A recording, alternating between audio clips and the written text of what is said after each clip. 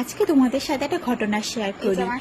এরকম দিদিদের থেকে আমি প্রচুর প্রচুর গিফট পেয়ে থাকি, মাঝে মাঝে এরকম প্রচুর গিফট পেয়ে থাকি। এমনও দিন গেছে যে চাপে আমি খাওয়া দাওয়া করতে পারিনি, তো দিদি সেটা জানতে পেরে আমার জন্য নিয়ে চলে আসলো এক গাদা খাবার।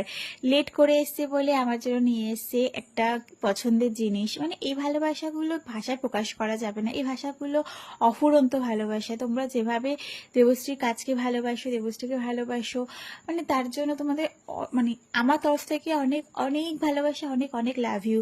তো আজ একটা ঘটনা শেয়ার করি। আগের দিন একটা জায়গায় গেছিলাম, তো সেখানে ওরা বলা বলি করছিল যে দেবশ্রী শুনলাম পুজোর অফার দিয়েছে, তো ওর কাজ দেখেছি খুব ভালো, এবং অনেকের মুখে শুনেছি ও খুব ধরে ধরে ধৈর্য নিয়ে কাজটা করে আর খুব ভালো করে লাস্টিং করে। তো এবার পুজোয় ওর থেকে আমি এক্সটেনশনটা করাবো। তো ওখানে আমি প্রেজেন্ট আছি, তো তাকে জিজ্ঞাসা করলাম যে তোমরা কি দেবশ্রীকে চেনো? ওর বললো না।